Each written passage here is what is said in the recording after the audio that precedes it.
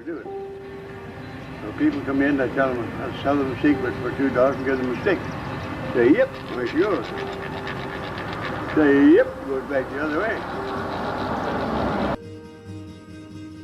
I can't really gather my thoughts to explain that this man only comes once in a while. He loved Fenelon, he loved people, and he loved doing whatever he could to help. He was one of the founding people that made this town a better place.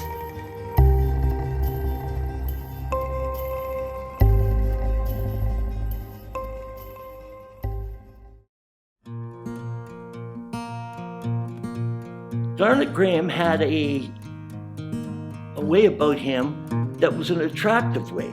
He was a fine-looking gentleman, not too tall, and he did remind you a little of Santa.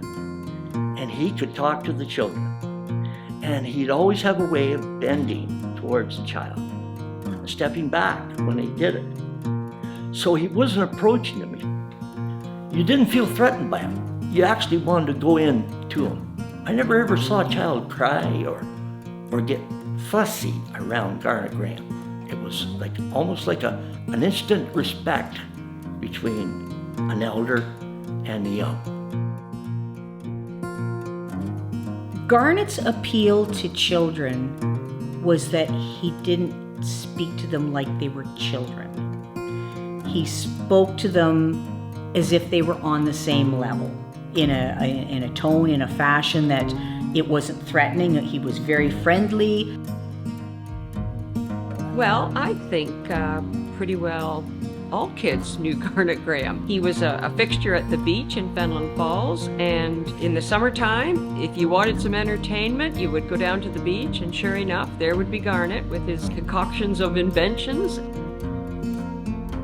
His kind of magic tricks we all were mesmerized by, and really important piece of his character that kids flocked around him. Like, he literally would have little crowds around him at the beach, and you'd see him on the main street, and he'd bring out the Yip Stick, and everybody was always really enthralled by him. And I always thought it was really neat that he had that wonderful personality that kids could relate to.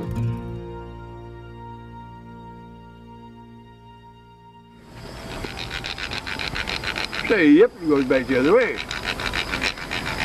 Can you say yep? Yep. Yep, right you are. You're yep. The Yip Stick in Fenelon Falls is like an invention of fascination. You never really knew how it got going and how it's changed directions and how you can spin it one way and then you can spin it another way. It was almost like his trade secret. What he would do is he'd take a little stick of wood. There's a propeller on the end of it, a little stick with a nut to sit, and over the teeth of the wood. And he'd go, okay, watch it, and he'd get the propeller spinning. And then he'd go, yip, and it would go backwards. Everybody was astonished by it. Like, how could he do that? And he would show it to you and you'd say, okay, now you do it. And you would do it and you'd say, yip, but it's not working. Well, it's magic.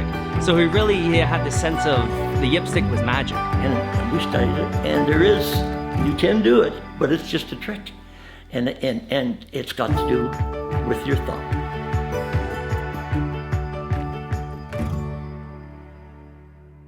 My first introduction to Garnet. He took me one day down to the beach and said, come on, I'll show you a little bit about the village of Fenelon Falls. We went down to the beach, and he told me at the time that he always bought sand for the beach. I said, that must cost you a lot of money.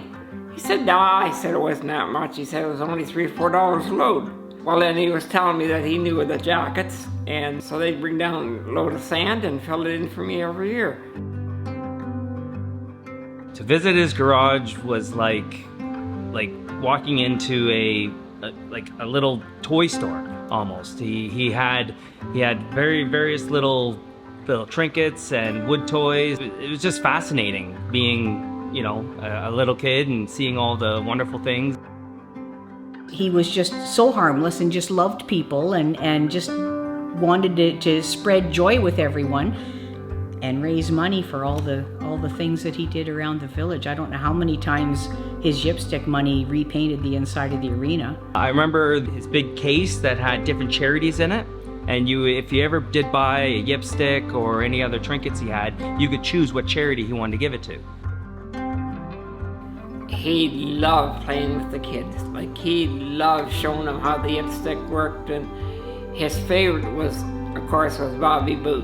Bobby Boo was this little black wire-haired terrier who had so much personality, and he and Garnet were great foils for each other. Bobby Boo would do somersaults and jump, and Garnet would tell him to climb the tree, and Bobby Boo would run up and back down, and it was just like the two of them had this act that was rehearsed. You know, it was priceless. It was like, it was really something to see, and kids were fascinated by this dog. He was so smart, and he was so receptive, and he was great with kids as well. But when he and Garnet teamed up for the show, it was really, really entertaining. They were quite a team.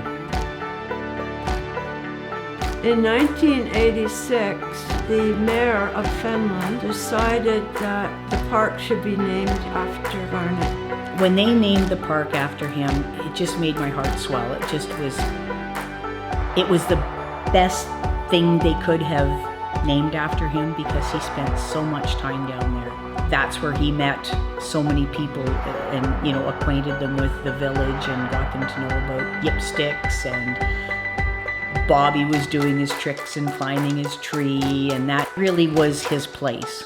And so to have that park named after him, I'm sure it just, you know, it's such a tribute that his family appreciates. That, yeah, it was just a really wonderful gesture. This year, I went down to the park, to Garnet Graham's park, and I saw his picture, and I remembered the Yip Stick song that I wrote, and I remember all the good times. And I saw his picture, and I said, his dreams came true. Everything he said he was going to do came true.